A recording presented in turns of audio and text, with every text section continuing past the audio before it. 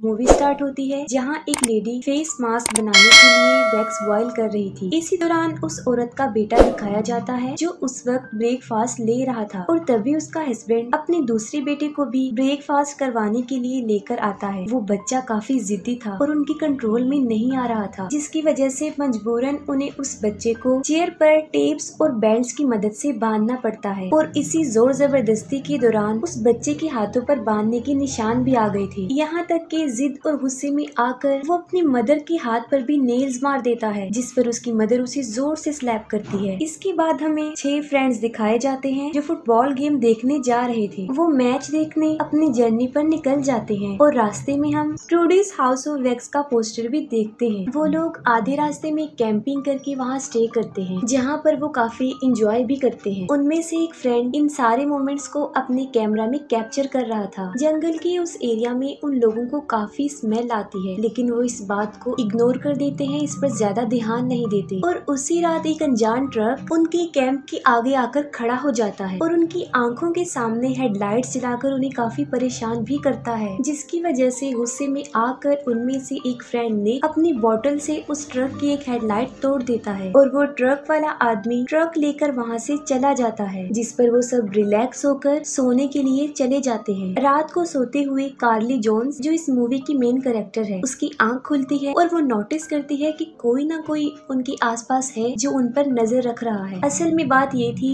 किसी ने उनका वो कैमरा चुरा लिया था और वो उन सबको कैप्चर कर रहा था। और तभी कार्ली का फ्रेंड वेड उसे आकर वहाँ से ले जाता है। नेक्स्ट मॉर्निंग वो सब वहाँ से निकलने की तैयारी करते हैं। तब वेड को कार चेक करने पर पता चलता है कि किसी ने उसकी कार का फैन बेल्ट डैमेज कर दिया है, जो मे बी उस रात आने वाले अननोन पर्सन ने ही किया होगा। और उनका एक फ्रेंड जिसका वो कैमरा था, कैमरा गुम होने की वजह से वो भी काफी परेशान था। जंगल में कार्ली और उसकी फ्रेंड एक बार फिर से वो गंदी स्मेल नोटिस करती हैं, जिसको चेक करने के लिए वो जाते हैं और कार्ली एक बहुत बड़े डिच में गिर जाती है और वो डिच काफी बड़ा और मुर्दा जानवरों से भरा हुआ था और डिच में कार्ली का गिरना काफी डिस्गस्टिंग था। वो काफी चिल्लाती है, तभी वहाँ वेड आकर उसे बचा लेता है। असल में जिस स्मेल को वो फील कर रहे थे वो इसी डिच में से आ रही थी। तभी अचानक से वहाँ पर एक अननोन पर्सन आता है जो अपने साथ एक मरी हुई हिरन भी लाया था, जिसे वो उसी डिच में फेंक देता है। उस डिच में कार्ले को एक इंसान का हाथ भी नजर आया था, जिसकी वजह से उसने डरकर शाउट किया था। लेकिन ये अननोन पर्सन उस हाथ को निकाल कर दिखाता है और उन्हें बताता है कि ये रियल इंसान का नहीं बल्कि ये एक डमी का हाथ है। वो बहुत अजीब बिहेव के साथ साथ अजीब सी स्माइल करता है और बहुत बुरी नजरों से कार्ली को देखता है जब वो चेंज कर रही होती है। और फिर वो कार्ली और वेड को आसपास के किसी टाउन तक लिफ्ट देने को कहता है, जहाँ उन्हें वो फैन बेल्ट मिल सकता था जो कि वो ढूंढ रहे थे। जबकि बाकी सारे फ्रेंड्स मैच देखने चले जाते हैं, लेकिन वो लोग एक बहुत बड़े ट्रैफिक जैम में फंस जाते हैं और वो डिसाइड करते हैं कि वो वापस अपने कैंप एरिया में जाएंगे। दूसरी तरफ ट्रक में कार्ली और वेड काफी डर जाते हैं क्योंकि उस आदमी के पास एक बहुत बड़ा नाइफ था। वो दोनों रास्ते में ही उतर जाते हैं और वो लोग एक टाउन में पहुंच जाते हैं। वो टाउन बिल्कुल खाली था, उन लोगों के अलावा वहाँ पर कोई नहीं था। वो दोनों एक चर्च में जाते हैं, तभी एक आदमी अंदर से निकल कर आता है जिसका नाम वो होता है। वो उन लोगों को बताता है कि उसका एक पेट्रोल पंप भी है जहाँ से उन्हें वो फैन बेल्ट मिलने की होप थी और वो उन लोगों को 30 मिनट बाद दोबारा यहाँ पर आने के लिए कहता है। वहाँ से गुजरते हुए उन लोगों को एक औरत एक घर में नजर आती है जो अपने घर से उनको झांक रही थी। कार्ली के पास उसकी फ्रेंड का कॉल आता है और कार्ली उसे कहती है कि वो ठीक 30 मिनट बाद उन्हें यहाँ पर आकर पिक करती। टाइम पास करने के लिए वो लोग हाउस ऑफ वैक्स में चले जाते हैं। हालांकि डोर के बाहर क्लोज का टैग था, लेकिन वेड जो कि काफी एक्साइटेड था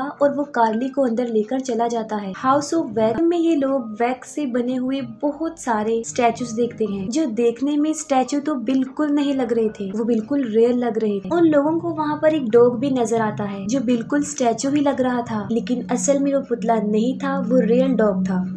और वेड उसे जिंदा देखकर काफी हैरान था। कार्ली वहाँ पे लगे हुए एक मिरर में देखती है, तब कोई अननोन पर्सन बाहर से झांक कर उसे डरा देता है, जिससे कार्ली काफी डर जाती है और वेड चेक करने बाहर जाता है, लेकिन वहाँ पर कोई भी नहीं होता है। कार्ली और वेड उस आदमी बो के गैराज में जाते हैं, लेकिन जिस साइज का फैन बेल्ट उन्हें चाहिए था वो वहाँ पर नहीं था और वो 1 नंबर बड़ा फैन बेल्ट लेकर वहाँ से जाते हैं, लेकिन तभी वहाँ पर वो आदमी बो आ जाता है। वो उन्हें जाने से रोक देता है और कहता है कि मेरे घर में एग्जैक्ट उस साइज का फैन बेल्ट मिल सकता है जो कि उनको चाहिए था, और वो दोनों उसकी बात मानकर उसके साथ चल पड़ते हैं। उन लोगों को शाम हो जाती है और वो उस आदमी बो के घर के पास तक पहुँच जाते हैं, और चलने के दौरान उन आदमी ने उन दोनों को ट्रूडीज हाउस ऑफ वैक्स की कहानी भी सुनाई थी। वो उस फैमिली का नाम बताता है जिसका ये सारा टाउन था। उस फैमिली में एक हस्बैंड वाइफ, जिसमें हस्बैंड तो डॉक्टर होता है और उसकी वाइफ का नाम ट्रूडी होता है, और उसी के नाम पर ट्रूडीज हाउस ऑफ वैक्स का नाम रखा गया। और उन दोनों हस्बैंड वाइफ के मरने के बाद उनके बच्चे इस दुनिया में अकेले रह गए। कार्ली बाहर ही उसके ट्रक के पास वेट करती है, जबकि वेड वॉशरूम करने के लिए घर के अंदर चला जाता है। इसी दौरान कार्ली को ये पता चलता है कि ये ट्रक तो वही है जो उस रात उनके कैंप के पास आया था, और वो फौरन समझ जाती है कि वो ठीक आदमी नहीं है। उसने उस ट्रक को ऐसे पहचाना था क्योंकि उसकी हेडलाइट टूटी हुई थी। वो सारी सिचुएशन अपने फ्रेंड को बताने के लिए उसे कॉल करती है, लेकिन आगे से उसका फ्रेंड कॉल पिक नहीं कर रहा था और वो उसकी वॉइस मेल में एक मैसेज भेजती है। कार्ली हॉर्न को जोर जोर से प्रेस करके वेड को बाहर बुलाने की कोशिश करती है, लेकिन तभी घर के अंदर की सारी लाइट्स ऑफ हो जाती है और एक अननोन पर्सन जिसका चेहरा वैक्स मास्क का था वो आता है और वो वेड के पाँव को बुरी तरह इंजर्ट कर देता है। वो आदमी वेड के चेस्ट पे भी वार करता है, जिसकी वजह से वो बेहोश हो जाता है। तब वो बाहर आ जाता है और तब उसका असली फेस रिवील होता है। वो कार्ली को भी नुकसान पहुंचाने की कोशिश करता है, उसके साथ जबरदस्ती करता है, लेकिन कार्ली किसी तरह अपनी जान बचाकर उस ट्रक से भागने में कामयाब हो जाती है। अपनी जान बचाते बचाते कार्ली उसी चर्च में जाती है, लेकिन जो वो देखती है उस पर उसे यकीन नहीं आता। वो काफी शॉक्ड हो जाती है क्योंकि वहाँ पर जितने भी लोग उन्हें नजर आए थे वो रियल नहीं थे, वो सब वैक्स से बने स्टैचू थे। लेकिन उससे भी ज्यादा हैरान कर देने वाली बात ये है कि एक पुतले का हाथ ही टूटकर गिर जाता है, जिसकी वेन्स, बोन्स और ब्लड सब रियल था। यानी यहाँ पर ये बात क्लियर हो जाती है कि वो सब इंसान ही थे जिन्हें अब वैक्स का पुतला बना दिया गया। और इसमें उस आदमी बो का भी हाथ था, लेकिन उसके साथ कोई दूसरा भी था, और वो आखिरकार उसे पकड़ लेता है और उसे अपने गैस स्टेशन के बेसमेंट में ले जाकर बुरे तरीके से बांधता है कि वो कार्ली की लिप्स को ग्लू से बंद कर देता है। हमें फिर से वो फेस वैक्स मास्क वाला आदमी नजर आता है जो वेड को एक बेसमेंट में ले जाकर उसके जख्मों पर स्टिचेस करता है, और इसके बाद वो उसके सारे फेस पर वैक्स लगाकर बड़े दर्दनाक तरीके से सारे फेस के बाल उतार देता है। वेड को काफी ज्यादा इंजेक्शन देते हुए उसे एक चेयर पर बिठा दिया जाता है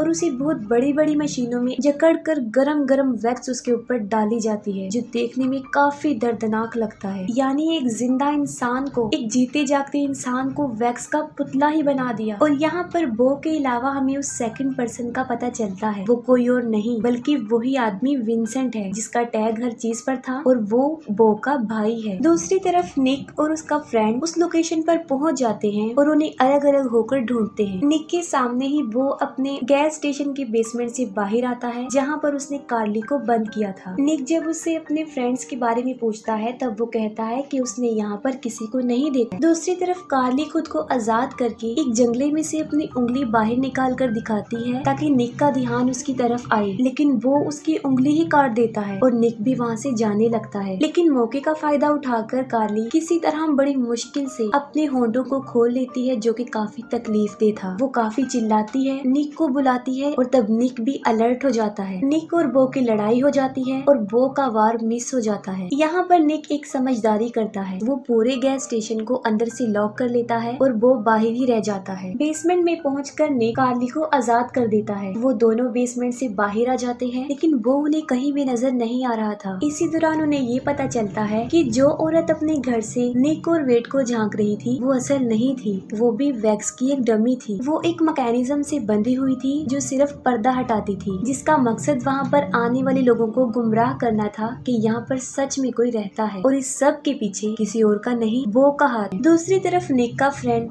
सीधा हाउस ऑफ वैक्स में चला जाता है, जहाँ पर पियानो के पास वो वेड को देखता है जो कि अब वैक्स का पुतला था। वेड अभी जिंदा था, लेकिन उसे ये रियलाइज नहीं हुआ था कि वो एक पुतला बन गया है। तब उसका फ्रेंड उसकी हेल्प करने लगता है और उस वैक्स के साथ साथ उसकी स्किन भी उतर जाती है, जिसे देखकर उसका फ्रेंड काफी डर जाता है। वहीं पर विंसेंट भी होता है जो वेड के फ्रेंड को देख लेता है और वो उस पर वार करता है, लेकिन वो उसे लगने की बजाय वेड को लग जाती है और वेड तभी मर जाता है। वो विंसेंट से बचते हुए बेसमेंट में जाकर गिरता है। विंसेंट उसका गला ही काट देता है, जिससे उसकी भी मौत हो जाती है। फिर हमें उन लोगों का कैंपिंग एरिया दिखाया जाता है जहाँ पर बाकी फ्रेंड्स एंजॉय कर रहे थे और अचानक से उनका म्यूजिक प्लेयर बंद हो गया था। और जब उनका फ्रेंड उसे सुनने आता है तो वो कार्ली का वॉइस मैसेज सुनता है जो कि उसने काफी देर पहले भेजा था, और यहाँ पर विंसेंट उसे भी मार देता है। उसे मारने के बाद वो उनकी फीमेल फ्रेंड को काफी फाइंड करता है और फाइनली उसे भी मार डालता है, और फिर उन्हीं के फ्रेंड के कैमरा से उन्हें कैप्चर भी करता है,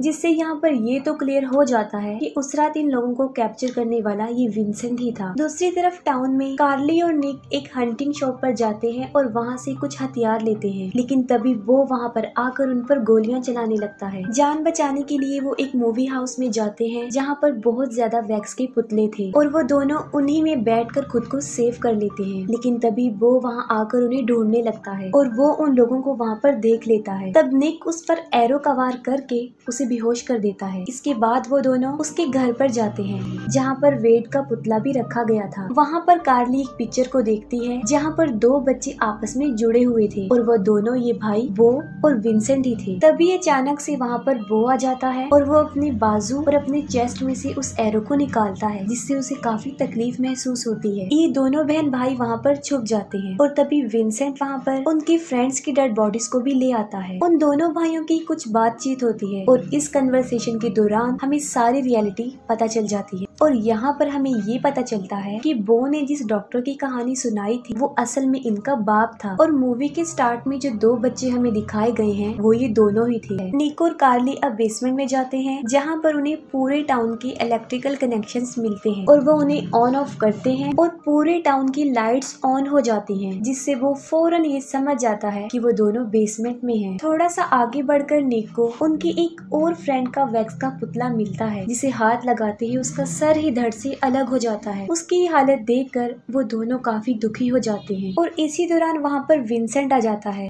जो कि उन्हें मारने की कोशिश करता है, और वहाँ पर निक आग लगाकर उसे अपने पास आने से रोकता है और वो सिबलिंग्स वहाँ से भागकर सीधा हाउस ऑफ वैक्स में चले जाते हैं। असल में उन लोगों का घर हाउस ऑफ वैक्स के साथ ही जुड़ा हुआ था और वहाँ पर सब कुछ ही वैक्स का बना हुआ था। कार्ली जब वहाँ पर वेड का पुतला देखती है तो वो काफी शॉक्ड हो जाती है, लेकिन तभी वहाँ पर वो आकर उन पर अटैक कर देता है और दूसरी तरफ वो आग जो उनके घर में लगी थी वो फैलते फैलते हाउस ऑफ वैक्स तक पहुँच जाती है और पूरा हाउस ऑफ वैक्स मेल्ट होने लगता है। वो निक को मारकर काफी इंजर्ड करता है, लेकिन तभी कार्ली वहाँ पर आकर उसे बहुत बुरे तरीके से मार डालती है। विंसेंट जो कि अभी जिंदा था और अपने भाई की ऐसी हालत देखकर वो कार्ली के पीछे पड़ जाता है और उसे मारने के लिए उसकी तरफ बढ़ता है। कार्ली उसे बहुत समझाने की कोशिश करती है कि उसके भाई ने उसका नाजायज फायदा उठाया है और अगर वो चाहे तो अब भी सब कुछ नॉर्मल कर सकते हैं, लेकिन तभी वहाँ पर निक आ जाता है और उन दोनों की लड़ाई हो जाती है और इसी दौरान हमें विंसेंट डिसफिगर्ड फेस भी देखने को मिलता है। कार्ली निक की टांग पर लगा हुआ चाकू निकाल कर विंसेंट को मारती है और उसे नीचे फेंक देती है और वो सीधा जाकर अपने भाई बो के ऊपर गिरता है और वो दोनों एक बार फिर से मिल जाते हैं। आग फैलती जा रही थी और वो वैक्स में धंसते जा रहे थे। वो दोनों वैक्स से बनी हुई दीवार को किसी तरह खोलकर अपनी जान बचाकर बाहर आ जाते हैं और सारा हाउस ऑफ वैक्स डिस्ट्रॉय हो जाता है। नेक्स्ट मॉर्निंग पुलिस वहाँ पर आती है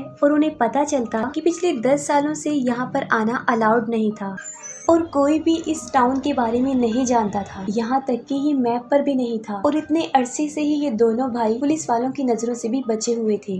गाड़ी में वो दोनों बहन भाई अपने फ्रेंड की याद यानी उस कैमरे को लेकर जा रहे होते हैं और तभी पुलिस ऑफिसर को कॉल आती है और उसे पता चलता है कि उस डॉक्टर की 2 बेटे नहीं बल्कि 3 थे और वो तीसरा बेटा कोई और नहीं बल्कि वो आदमी था जो कार्ली और वेड को लिफ्ट देकर यहाँ पर लाया था। लास्ट में वो दोनों नोटिस करते हैं कि बाहर उनका तीसरा भाई विंसेंट की डॉग के साथ बैठा हुआ है और वो हंस रहा था। तब वो दोनों समझ जाते हैं कि ये उनका तीसरा भाई तो है लेकिन इन सब में उसका कोई हाथ नहीं था और यहीं पर मूवी एंड हो जाती है।